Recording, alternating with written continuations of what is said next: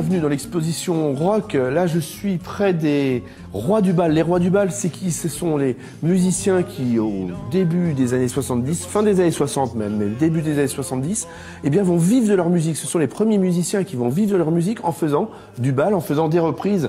On a notamment Daniel Gardin qui est un des maîtres du bal à Nantes. Alors, pas qu'à Nantes, parce qu'ils sont tellement connus qu'ils ont un carnet de bal remplis parfois jusqu'à 2 ans à l'avance et qu'ils sont demandés dans tout l'Ouest et parfois même dans toute la France, à tel point que quand le bal s'arrêtera au début des années 70 et dans les années 75, eh bien, les grandes stars de la variété française, que ce soit Souchon, Woolsey ou les autres, viendront, Jean-Jacques Goldman notamment, viendront taper dans les Rois du Bal nantais pour jouer avec eux.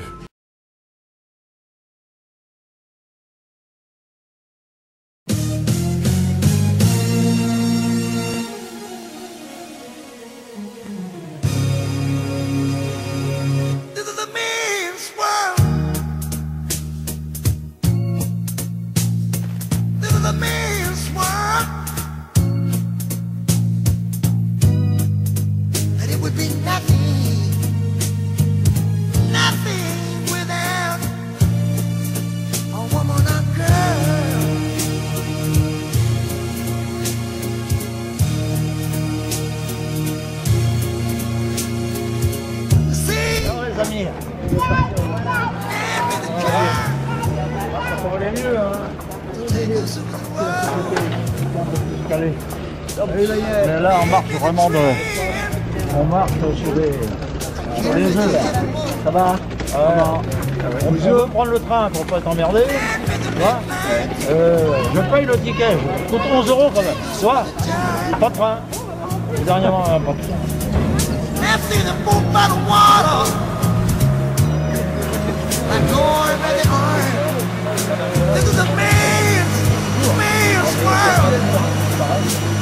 That it would be nothing without a woman or girl.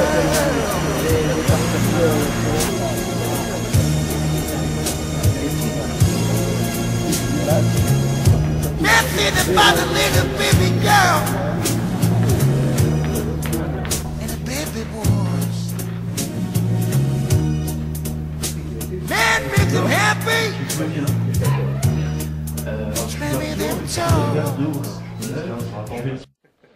Donc tout d'abord bonjour, et c'est un grand plaisir pour moi de retrouver mes amis d'enfance, surtout d'un point de vue musical. Donc je vais vous les présenter de la gauche vers la droite. Il y a mon ami Jean-Yves Violin que j'avais déjà présenté dans une première vidéo, qui sans lui, son père, sa mère, il n'y aurait jamais eu de Gardin. Donc nous sommes là grâce à eux, donc quelque part grand merci à Jean-Yves qui a su comment dire faire prospérer la maison Violin, qui est toujours là aujourd'hui et qui a pris de l'ampleur bien entendu. Voilà. Donc à côté de Jean-Yves nous avons Loïc qui fut batteur dans mon orchestre pendant un certain nombre d'années, dans les années 70-75. Et alors Jean-Yves est un très très bon batteur. C'est normal parce que tous les musiciens qui rentraient chez moi c'était des bons, ça peut être que des bons, c'est logique. Voilà. Et donc on a passé de très très bons moments ensemble. Malheureusement, à un moment donné, on s'est séparés parce qu'il est parti à l'armée, etc. Donc voilà. Donc en fait, c'est les gens qui changent, mais enfin c'est toujours un batteur, c'est un batteur, mais toujours dans un certain niveau, etc., etc. Et alors on a Patrick Muxio, chanteur vedette, parce que bien entendu dans les orchestres c'est toujours le chanteur qui est la vedette. Les musiciens c'est très important, mais c'est toujours les chanteurs. Voilà, donc on le surnommait, il a été surnommé pas par moi, par un de mes clients, il l'appelait tout petit, parce que vous avez remarqué il est un peu plus petit, ouais, et puis il a oublié de prendre des chaussures à talons, donc voilà. Donc mais en attendant, il est tout petit mais il est très grand par la voix. Et donc, je suis très ému de les rencontrer, de voir. Il y aura d'ailleurs d'autres vidéos avec d'autres musiciens, j'espère. Donc, ça va être les rencontres avec les copains. Les copains d'abord, c'est pas les copains d'abord, c'est les copains musiciens d'abord. Un peu party, un peu naze, descends dans la boîte de jazz, histoire d'oublier un peu du goût de la vie. Les gars me regardent énervés. C'est pas un habitué, sûrement pas un amoureux de dire. Le violon est né en... Mon grand-père a créé son atelier en 1927. Donc il a travaillé au début tout seul, ensuite avec mon père, c'est son fils. Mon grand-père est décédé en 1948. Mon père a repris la suite avec sa mère. Malheureusement, mon père est décédé en 1964, j'avais 13 ans. Donc je suis resté à Nantes pendant 3 ans et je suis parti apprendre mon métier à Paris pendant 4 ans. Donc j'étais à l'école et je travaillais à Paris. Et j'ai repris le magasin moi en 1970 avec ma mère. Et donc ça fait pas mal d'années, plus de 40 ans que je m'occupe du magasin. Mais c'est bon, c'est une passion, c'est un métier passion, voilà. J'ai fait la connaissance de Daniel Gardin grâce à Jean-Yves Violin, qui était venu me voir, à un bal de noces que avec des copains, on avait formé un petit groupe, et puis bon, on avait fait un bal de noces, et Jean-Yves était là, et donc il m'a entendu chanter. Puis à l'époque, j'avais 16 ans. Et donc c'est lui qui a parlé à Daniel Gardin, et puis Daniel Gardin est venu me voir. Et ça, j'ai un souvenir, mais c'est enfoui dans ma tête, mais bon, il est toujours là. Moi, j'y croyais pas du tout. Et donc, il est venu me demander d'entrer dans son orchestre, qui à l'époque, c'était un très très grand orchestre. Ça, c'est vraiment un souvenir mémorable. Et j'ai commencé à être professionnel, j'avais 16 ans. Daniel, je l'ai rencontré en 1961 ou 62. Il jouait de l'accordéon, il avait acheté un accordéon au magasin à mon père. Et il avait monté son premier orchestre, il avait besoin d'une batterie. Et il y avait une petite batterie qui était en vitrine. Il est arrivé avec sa maman et on a discuté parce qu'on a à peu près le même âge. Et il est reparti avec la batterie, on s'est toujours revus après. Bon, je l'ai perdu de vue quand moi j'étais à Paris. Et quand je suis revenu, il a monté une grosse formation. Et je lui ai filé un coup de main. C'était le début des jeux de lumière, c'était le début des gros sonos. Et comme j'avais fait de l'électronique, je lui ai filé un bon coup de main. J'ai rencontré Daniel Gardin après avoir fait un essai dans un orchestre qui s'appelait Pacifique 231. J'étais pas professionnel à l'époque, je travaillais à la Poste. Et donc j'ai fait des remplacements avec Pacifique 231 et l'orchestre s'arrêtait. Donc je suis resté chez Daniel Gardin et je suis devenu professionnel en 1973. On faisait toute la France de long en large, en travers.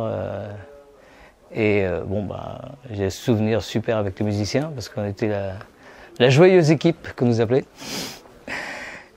Et on avait joué souvent chez Fort, dans la Sarthe. Et je crois bien d'ailleurs que c'est Monsieur Fort qui m'avait surnommé Tout Petit. Et Tout Petit, et c'est resté après dans le milieu musicien, on m'appelait Tout Petit.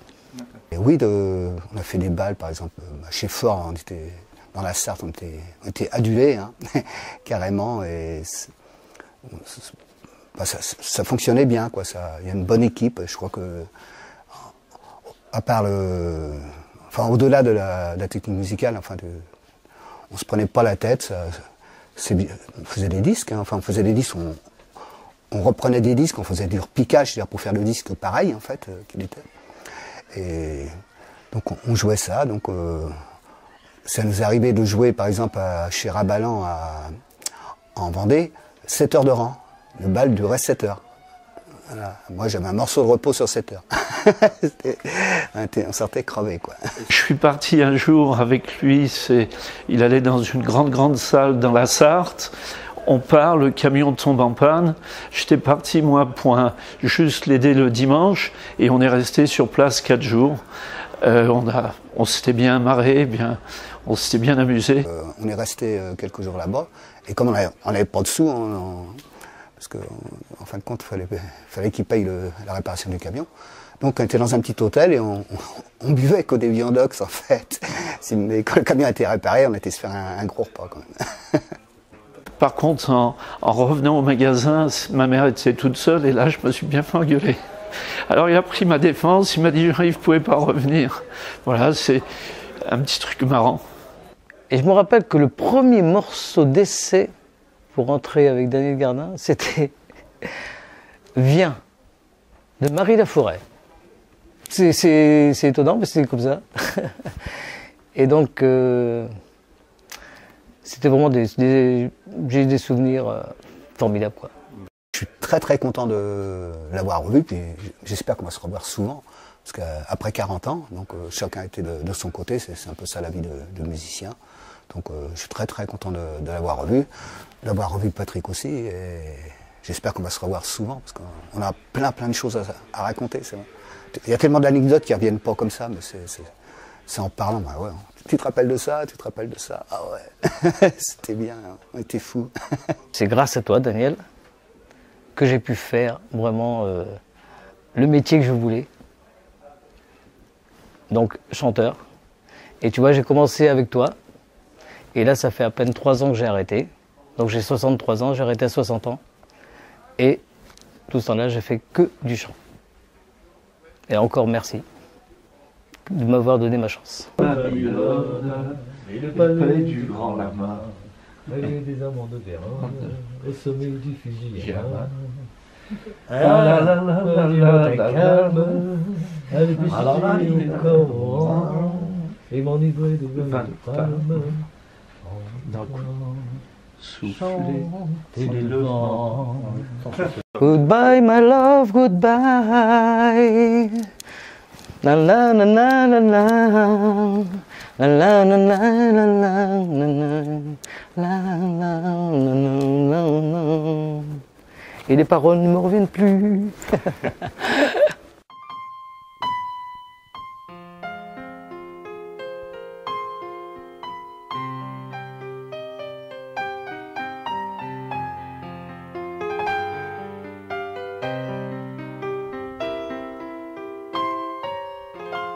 Je vous parle d'un temps que les moins de 20 ans ne peuvent pas connaître. Montmartre en ce temps-là a accroché ses lilas jusque sous nos fenêtres. Et si l'ombre garnie qui nous servent de nid ne payait pas de mine, c'est là qu'on s'est connus, moi qui criais famine et toi qui posais nu. La bohème, ça voulait dire on est heureux. La bohème, nous ne mangions qu'un jour sur 2. Dans les cafés voisins, nous étions quelques-uns qui attendions la gloire. Et bien que miséreux,